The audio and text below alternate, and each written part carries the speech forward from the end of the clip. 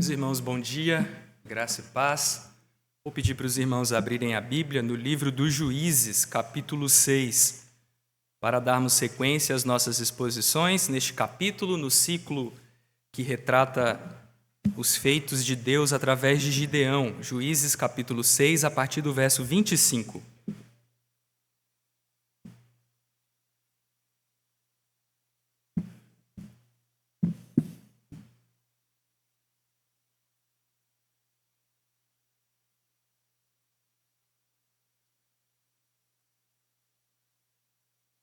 Eu peço que os irmãos acompanhem a leitura desse texto da palavra do Senhor, Juízes, capítulo 6, a partir do verso 25. Eu farei a leitura até o versículo 32. A palavra do nosso Deus nos diz: Naquela mesma noite lhe disse o Senhor: Toma um boi que pertence a teu pai, a saber, o segundo boi de 7 anos, e derriba o altar de Baal que é de teu pai, e corta o poste ídolo que está junto ao altar. Edifica ao Senhor teu Deus um altar no cimo deste baluarte, em camadas de pedra, e toma o segundo boi, e o oferecerás em holocausto com a lenha do poste ídolo que vieres a cortar. Então Gideão tomou 10 homens dentre os seus servos, e fez como o Senhor lhe dissera. Temendo ele, porém, a casa de seu pai, e os homens daquela cidade, não o fez de dia, mas de noite. Levantando-se, pois, de madrugada, os homens daquela cidade, eis que estava o altar de Baal derribado e o poste ídolo que estava junto dele cortado, e o referido segundo boi fora oferecido no altar edificado. E uns aos outros diziam: Quem fez isto? E perguntando e inquirindo disseram: Gideão, o filho de Joás, fez esta coisa. Então os homens daquela cidade disseram a Joás: Leva para fora o teu filho, para que morra, pois derribou o altar de Baal e cortou o poste ídolo que estava junto dele. Porém Joás disse a todos os que se puseram contra ele: Contendereis vós por Baal? Livrá-lo-eis vós? Qualquer que por ele contender, ainda esta manhã será morto. Se é Deus, que por si mesmo contenda, pois derribaram o seu altar. Naquele dia, Gideão passou a ser chamado Jerubaal, porque foi dito: Baal contenda contra ele, pois ele derribou o seu altar. Vamos orar, meus irmãos? Ó Deus, bendizemos-te, porque se te servimos com interesse de coração, é porque o Senhor tem agido em nós. Por natureza, ó Deus, nos inclinamos aos ídolos vãos, aos ídolos que são nulos. Por natureza, ó Deus, nos dedicamos àqueles que nada são. É o Senhor que inclina o nosso coração para adorar o único Deus vivo e verdadeiro, para que nos convertamos, deixando os ídolos e nos voltando para o Senhor Jesus Cristo, que nos livra da ira vindoura. Só Deus pode fazer isso em nosso coração. Ó Deus, que enquanto sua palavra for pregada nesta manhã, que o Senhor seja gracioso conosco, dando-nos, ó Deus, um coração submisso e fiel à verdade. Não deixes, ó Deus, que sejamos como os homens da cidade de Ofra, que diante de um ato de fidelidade à lei de Deus, à palavra do Senhor, se revoltaram não contra os seus pecados, não trilharam o caminho do arrependimento, mas aumentaram ainda mais sua rebelião, tentando matar aquele que era fiel. E não seja assim conosco, ó Deus, que diante da Tua palavra Tu nos dês um coração crente e submisso, e mansamente recebe a palavra de Deus, a acolhe, e sendo Tua palavra acolhida por nós, que ela produz em nossa vida muito fruto. Tem misericórdia de nós e nos abençoa, é o que te pedimos em nome de Jesus. Amém. Meus irmãos, deixe-me começar dizendo que enquanto eu estudava com esse texto, eu me deparei com uma questão de estrutura, de organização literária do texto muito interessante. Um estudioso fez a seguinte observação, eu vou resumir o pensamento dele. Se estivéssemos em circunstâncias normais, quando acabássemos de ler o versículo 24, em que Gideão termina de construir um altar para Deus e nomeia aquele altar "O Senhor é Paz", imediatamente deveríamos ir não para os versículos 25 a 32, mas para os versículos 33 a 35. De 33 a 35, quando há a ordenação da batalha dos midianitas contra Gideão. E mais do que isso, depois do versículo 35, não deveríamos ler os versos 36 a 40, mas imediatamente deveríamos ir para o capítulo 7, versículo 1. Mas isso seria em circunstâncias normais. O texto descreve algumas anormalidades no meio do povo de Deus. Do verso 25 a 32, a primeira delas, o povo era idólatra, uma questão objetiva, e do versículo 36 a 40, uma segunda questão, essa de natureza mais subjetiva, que é a dificuldade de Gideão de aceitar o chamado de Deus, mesmo tendo recebido o Espírito do Senhor para realizar essa tarefa. Então vejam, do versículo 25 ao versículo 32, nos deparamos com este primeiro problema, essa questão objetiva, o problema grave do povo de Deus descrito no livro dos Juízes, que é a idolatria em Israel. Algo que de cara nos mostra que o povo de Deus, conforme descrito nos versos 6 e 7, ou as ações do povo de Deus descritas nos versos 6 e 7 deste capítulo de Juízes, era um povo hipócrita. Porque lá nestes dois versos que citei para os irmãos, os versos 6 e 7, encontramos um povo clamando a Deus, pedindo a Deus para libertá-lo de seus inimigos. Mas ao mesmo tempo em que clamavam a Deus, o que eles também faziam? Ou o que eles também cultivavam em seus próprios quintais? Santuários dedicados aos ídolos. E é exatamente esse o ponto. Por que essa porção da palavra de Deus é colocada aqui? Para nos mostrar que a idolatria é grave, grave a tal ponto que o Senhor faz uma declaração de guerra contra os ídolos nesse texto. O Deus que é chamado de o Senhor é paz, no versículo 24, a partir do versículo 25 se encontra numa guerra, fazendo uma declaração de guerra contra os ídolos. Na Bíblia, irmãos, a idolatria, falando sobre este primeiro problema retratado no texto de 25 a 32, na Bíblia, a idolatria não é simplesmente um erro religioso inofensivo, mas uma quebra grave da aliança de Deus, a tal ponto que, frequentemente, a quebra da aliança está associada com o pecado da idolatria. Como bem lembrou o reverendo Gustavo na leitura de Deuteronômio capítulo 7, o pacto que Deus estabeleceu com o seu povo é frequentemente comparado nas Escrituras com um relacionamento conjugal. É um pacto descrito em termos conjugais, uma aliança matrimonial, sendo Deus um marido fiel, um marido zeloso, dedicado à sua esposa, ao passo que demanda de Israel, a esposa amada, a esposa cuidada, alvo do zelo de Deus, este marido fiel demanda de sua esposa fidelidade. Não é uma relação conjugal, um relacionamento aberto, como as pessoas costumam dizer, mas uma relação conjugal monogâmica e exclusiva. É por essa razão que a idolatria, a adoração dedicada a outros deuses, é vista na Bíblia como um adultério. Os irmãos já notaram isso? Frequentemente, o povo de Deus é acusado de adulterar contra o Senhor. E isso não é um problema unicamente do Antigo Testamento. No Novo Testamento, em Tiago capítulo 4, o povo de Deus é chamado de infiéis.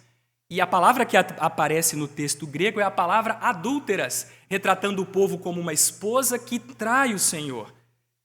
Servir aqueles que não são o verdadeiro Deus é um ato de adultério espiritual cometido pelo povo de Deus. Há vários textos bíblicos que eu poderia citar para falar disso para os irmãos. Oséias capítulo 2, o livro de Oséias como um todo, Jeremias capítulo 2, e para mim o texto que causa maior escândalo, se você quer ficar escandalizado com a palavra de Deus, se o seu coração não é totalmente do Senhor, leia Ezequiel 16 e você vai se espantar com o que Deus diz de seu povo, das terríveis perfídias, dos terríveis adultérios cometidos pelo povo de Deus. Essa relação conjugal de exclusividade demandada pelo Senhor é retratada com muita clareza e de forma marcante no segundo mandamento da lei de Deus, associada à prática da idolatria. Deus diz que o seu povo não deve fazer imagem de escultura, nem semelhança alguma do que há nos céus, na terra e embaixo da terra, não deve fazer ídolos. Por quê? Qual a razão? Porque eu sou o Senhor teu Deus, Deus zeloso, Deus zeloso. A figura do zelo é claramente associada com a ideia de casamento. Em outra passagem, Deus diz, por exemplo, em Êxodo capítulo 34, versículo 14, que o povo não deveria adorar outro Deus, pois o nome do Senhor é zeloso. Sim, Deus zeloso é Ele. E em Deuteronômio 4, 24, o zelo de Deus é associado com um fogo ardente que consome os idólatras, porque o Senhor teu Deus é fogo que consome, é Deus zeloso. Este zelo ardente de Deus não é um ciúme mesquinho, costumeiro entre os homens, mas é um tipo de amor verdadeiro, de um marido que ama, que é fiel, que é cheio de cuidado e que, portanto, não aceita ver a sua esposa amada quebrando seus votos conjugais e se entregando a amantes falsos, aos deuses falsos. Por que Deus não admite rivais? Porque Ele é o único Deus verdadeiro. E a idolatria não apenas destrói os vínculos pactuais existentes entre Deus e o seu povo, mina esse vínculo, ela é mais grave porque não apenas atrapalha o pacto, como destrói aqueles que estão pactuados com o Senhor. Como bem nos prova o livro dos Juízes, que descreve o povo de Deus em completa ruína, em completa destruição. Vale ressaltar ainda, irmãos, nessa introdução que estou fazendo, que na Bíblia, idolatria é mais do que erguer imagens. Isso é um problema dos evangélicos, porque facilmente identificamos os ídolos dos outros, os ídolos alheios, mas temos dificuldade de identificar os nossos, porque nossa teologia, a nossa visão bíblica da idolatria é uma visão deturpada. A gente acha que idólatra é apenas aquele que se prostra diante de uma imagem, de um santo, mas nos esquecemos de observar que a Escritura diz que qualquer coisa que colocamos no lugar ou acima de Deus, como dinheiro, poder, prazeres, tradições, fama e tantas outras coisas, se os colocamos no lugar de Deus ou acima de Deus, isso é nosso ídolo. Portanto, irmãos, a questão da fidelidade pactual, da adoração exclusiva a Deus, não é um problema apenas dos outros, é um problema nosso. Temos nós mesmos de lidar com essas questões, porque também corremos o risco de dividir nossa lealdade. Na verdade, não existe lealdade dividida, porque quem tenta servir a dois senhores, o que faz? Uma hora, o que ele haverá de fazer? Ele haverá de dizer quem é o seu verdadeiro senhor, aquele a quem ele ama e aquele a quem ele odeia. Mas, falando ainda que estritamente não exista lealdade dividida, lembremos disso, Deus não aceita rivais. Deus demanda de nós fidelidade ao pacto e isso exige adoração exclusiva. Como eu disse, isso não é apenas o ensino do Antigo Testamento. No Novo Testamento também Cristo é descrito como o noivo, o marido da igreja. Lembrem-se que a figura do noivo não é como a nossa, um relacionamento que pode facilmente ser desfeito. O noivado era estabelecido por contrato e só podia ser desfeito com divórcio. Por isso, ao chamar Jesus de noivo da igreja, o Novo Testamento não está diminuindo a força do relacionamento. Jesus é o noivo, o marido da igreja que se entregou por ela, para purificá-la, para apresentá-la a si mesmo pura e gloriosa.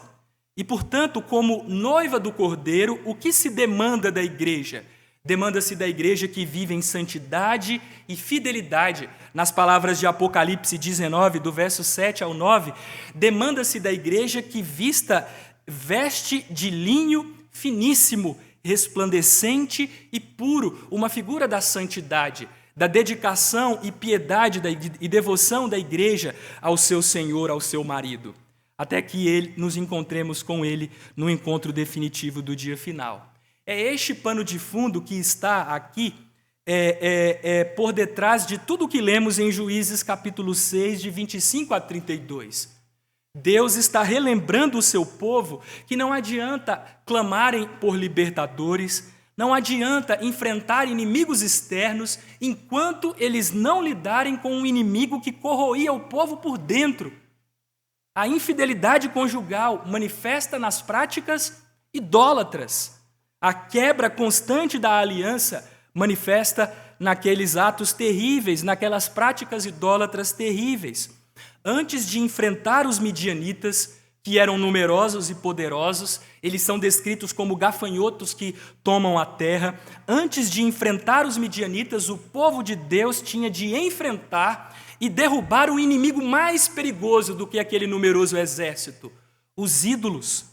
Gideão, antes de enfrentar com poucos homens aquele exército numeroso, recebeu da parte de Deus o encargo de destruir os ídolos que afetavam a casa de seu pai e sua própria cidade. Os altares da idolatria que estavam dentro da própria casa de Israel e que arruinavam a aliança deles com o Senhor. Este é o contexto todo presente nesta passagem. E é por isso que eu nomeei este sermão como o Deus da paz que declara guerra contra os ídolos. Encontramos aqui uma declaração de guerra. Antes de guerrear contra os inimigos externos, guerreiem, enfrentem e destruam os seus inimigos internos, que são mais perigosos, destruam os ídolos. Mas vejamos aqui por partes este texto. Comecemos com os versos 25 e 26, a declaração de guerra do Deus da paz. Como eu disse, irmãos, o versículo 24 termina com Gideão construindo um altar e chamando-o "O Senhor é paz". De fato, a Bíblia declara ser Deus o Deus da paz, o grande pacificador. Porém, o nosso Deus, mesmo sendo pacificador, não é pacifista e não aceita pacificação com a idolatria. Para Deus não há armistício, apaziguamento ou conciliação com Baal ou com qualquer outro ídolo.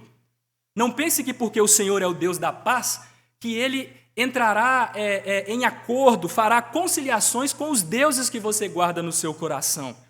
Deus não aceita apaziguamento com Baal ou com qualquer outro ídolo.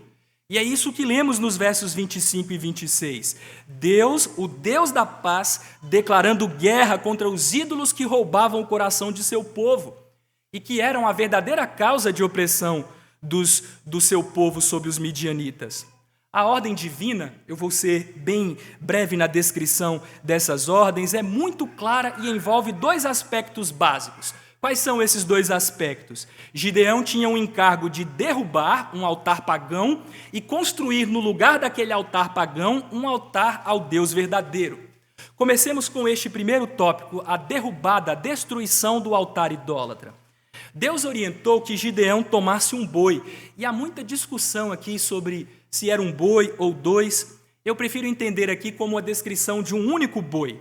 E este boi era um boi especial. Eu acho que essa é a melhor maneira de interpretar a expressão segundo boi. Seria o boi mais importante e era também um boi maduro, um boi de 7 anos. E por que isso?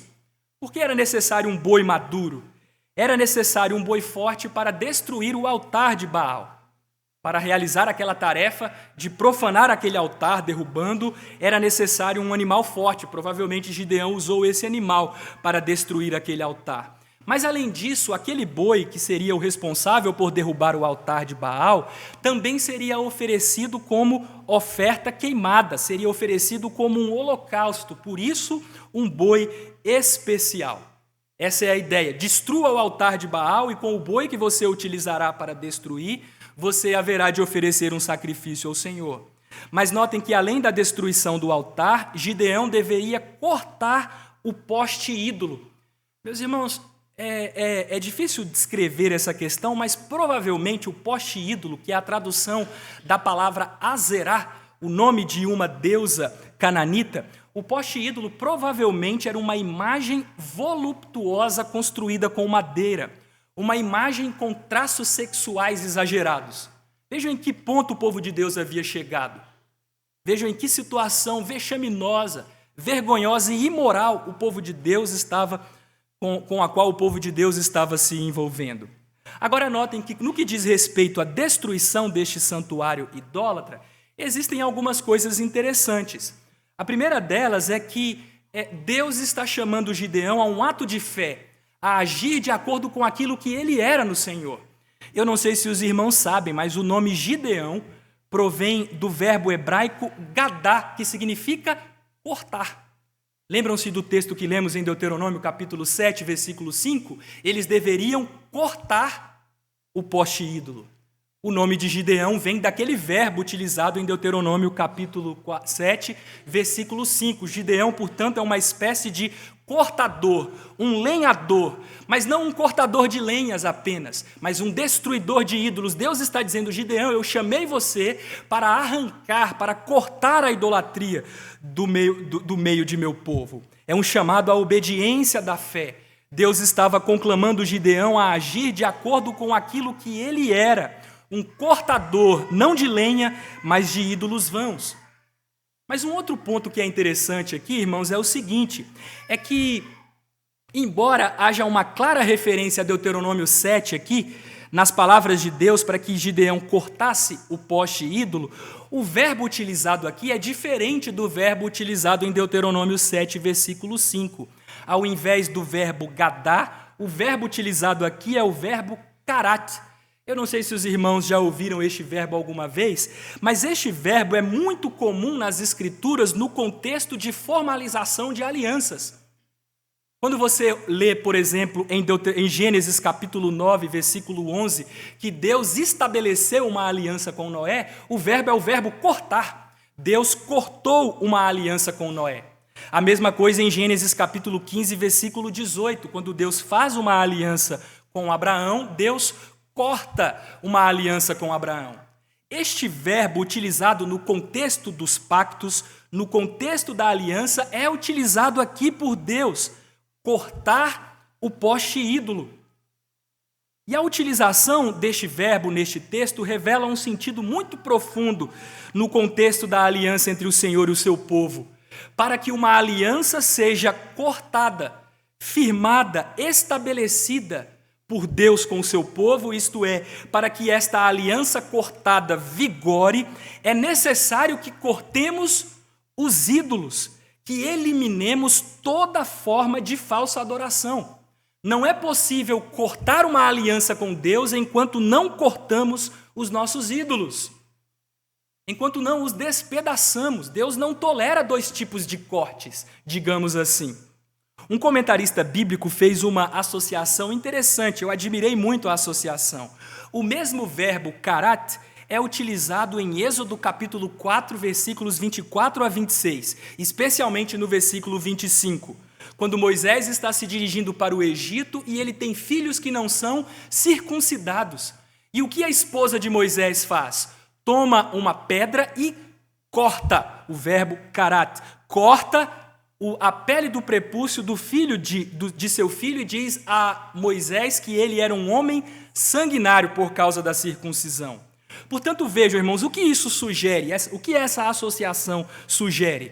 Essa associação sugere que Baal e Azerá representavam, tal qual a pele do prepúcio representa, a impureza e a vergonha do pecado que precisam ser removidas. Eles não podem permanecer. Há necessidade de que algo seja cortado, de que o mal seja extirpado, para que uma aliança seja cortada com o Senhor, firmada com o Senhor. Assim como a circuncisão retirava a pele que simbolizava a impureza da semente humana que descende de Adão, o corte do poste ídolo, a destruição daquele terrível Deus, representava a extirpação da impureza espiritual do povo de Deus.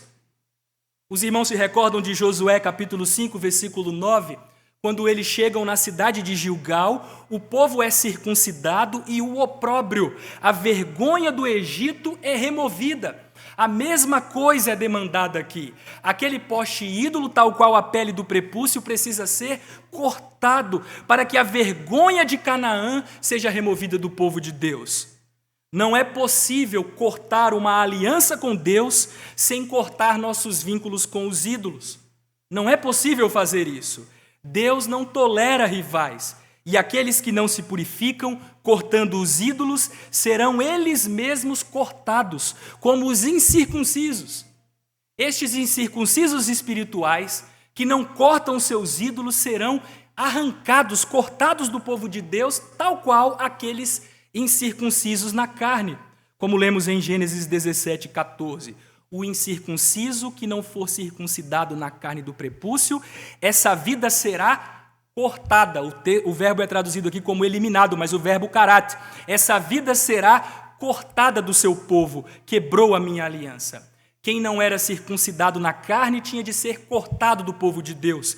Quem não é circuncidado em seu espírito, cortando as impurezas dos ídolos, deve ser cortado do povo de Deus.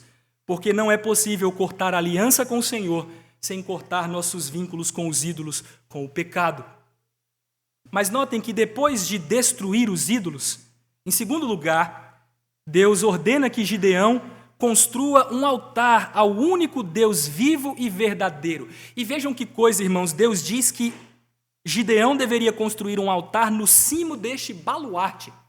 Vejam que coisa, havia um santuário construído para Baal naquele local, provavelmente cercado com muros e torres.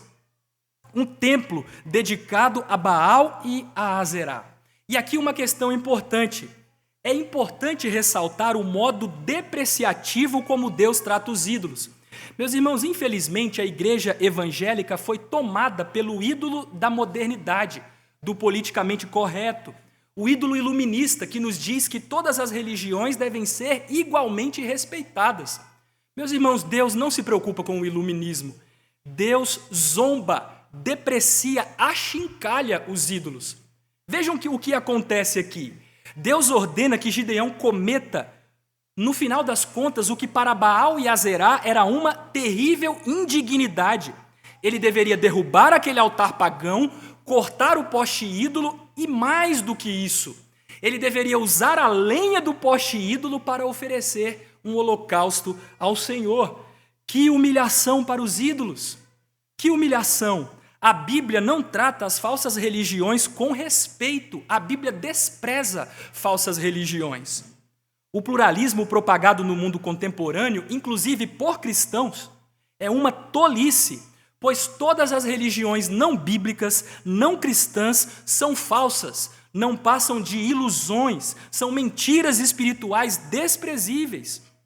É claro, irmãos, que com isso eu não estou incitando nenhum de nós à prática da violência ou a buscar conversões pela força física e imposição política. Eu não estou incitando os irmãos a isso. Mas eu estou apenas orientando os irmãos a perceber que na Bíblia apenas uma religião é tratada como verdadeira e honra, que é a religião revelada, a religião bíblica. As demais são falsas e devem ser desprezadas, não respeitadas. Os irmãos se recordam do conflito entre Elias e os profetas de Baal? Os irmãos já parem para pensar, se Elias vivesse no nosso tempo, nós repreenderíamos Elias. Porque Elias zomba, clamem mais alto, talvez Baal esteja dormindo, ou quem sabe ele não está fazendo as suas necessidades. Isso seria discurso de ódio nos dias de hoje. Ou os irmãos se recordam de Isaías capítulo 44, do verso 13 a 20, o motejo divino contra os ídolos? Deus não respeita os ídolos, Deus os despreza, Deus os deprecia, Deus os trata como aquilo que eles são, nada, ilusão, nulidades. Em Isaías 44, de 13 a 20, a zombaria é a seguinte: os homens não têm sabedoria, são loucos, porque o que eles fazem?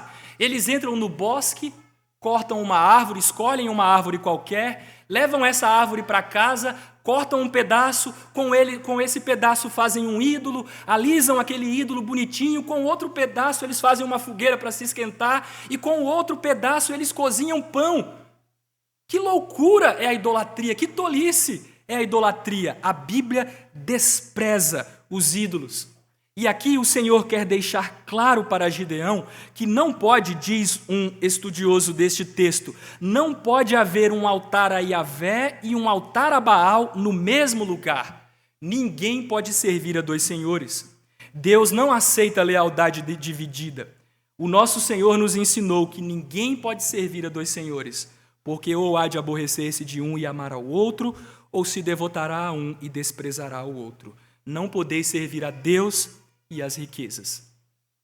Que fique claro, o Senhor diz para Gideão, esse altar precisa ser destruído. Este ídolo nulo, estes ídolos nulos precisam ser depreciados, envergonhados, achincalhados. Você tem que usar a lenha deles para queimar uma oferta para mim, para mostrar que eles nada são. Essa é a primeira parte do texto, a declaração de guerra do Deus da paz. A segunda parte, o versículo 27, descreve o general que Deus escolheu para liderar a batalha, Gideão. Só que vejam, Gideão vai para a batalha com relutância. É isso que o versículo 27 nos ensina. Deus declara guerra a Baal e a Azerá e escolhe Gideão como líder daquela investida fatal e letal. Gideão obedece a Deus, mas sua obediência é relutante. É interessante, irmãos, notar que Gideão fez como o Senhor lhe dissera. Versículo 27. Então Gideão tomou 10 homens dentre os seus servos e fez como o Senhor lhe dissera.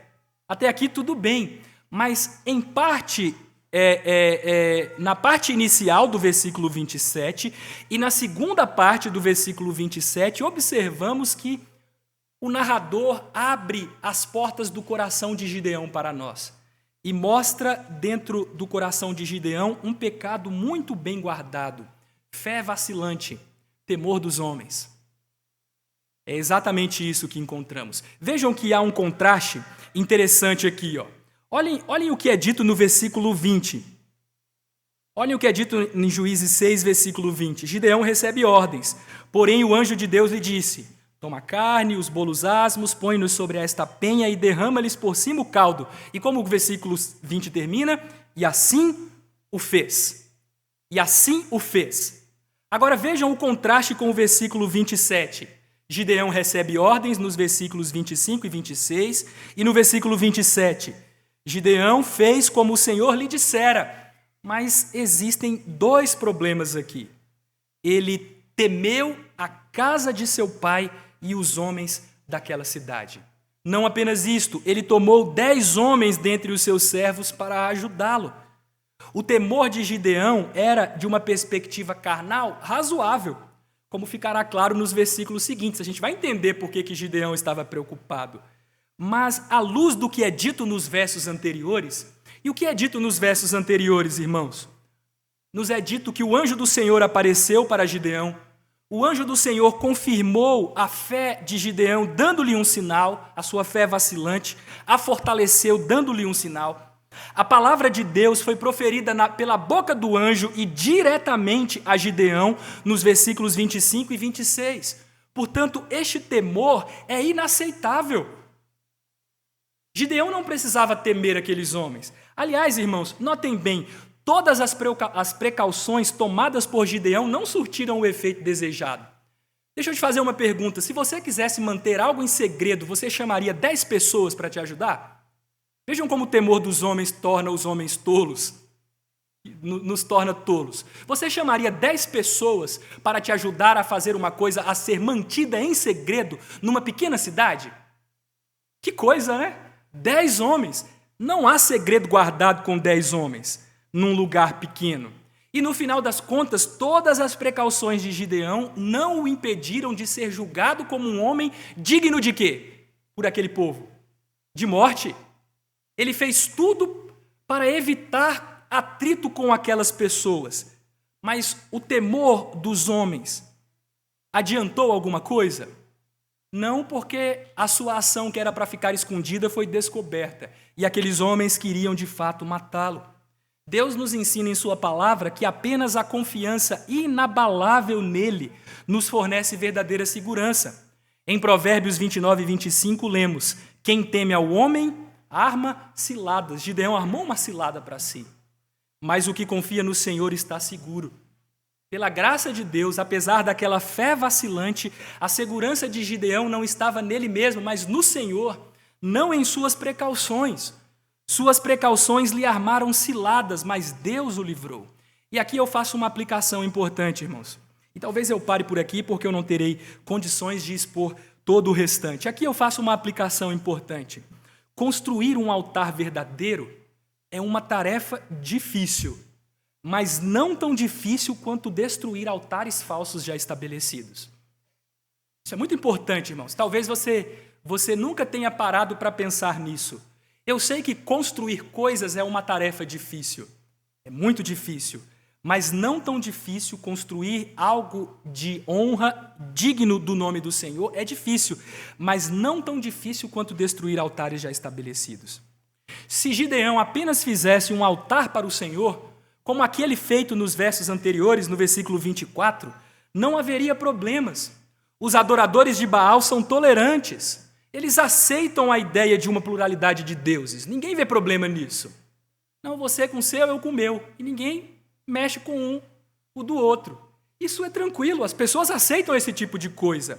O problema para os adoradores de ídolos é o exclusivismo bíblico.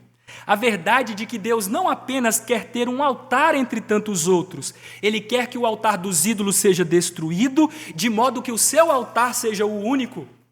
É isso que Deus demanda.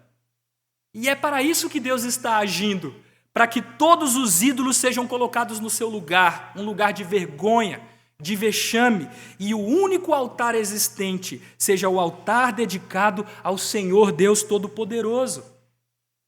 Se isso está muito obscuro, abstrato para os irmãos, pare para pensar, vamos tratar isso de maneira mais clara.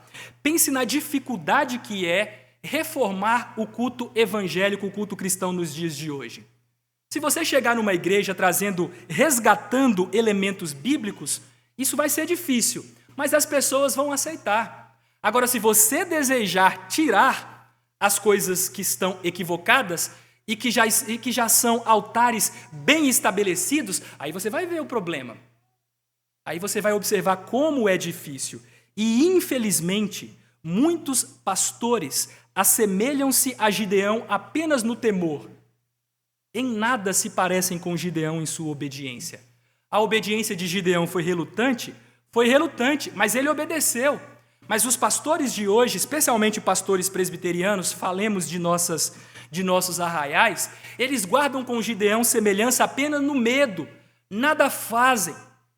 Veem os cultos sendo pervertidos, Deus sendo adorado como se fosse Baal e Azerá, e nada fazem, tudo fica tranquilo. Ninguém faz nada, está tudo tranquilo. Por quê? Porque é difícil, meus irmãos, lidar com os altares construídos pelo povo, os altares falsos, os ídolos que as pessoas constroem. Os irmãos querem ver um exemplo? Vou dar um exemplo bíblico para os irmãos. Na Bíblia, o povo de Deus, influenciado pelas práticas cananitas, que adoravam em altos e debaixo de toda árvore frondosa, lembrem-se, uma tentativa de imitar o Éden, que estava num monte e que era repleto de árvores. Vejam, a idolatria é um simulacro da verdadeira adoração.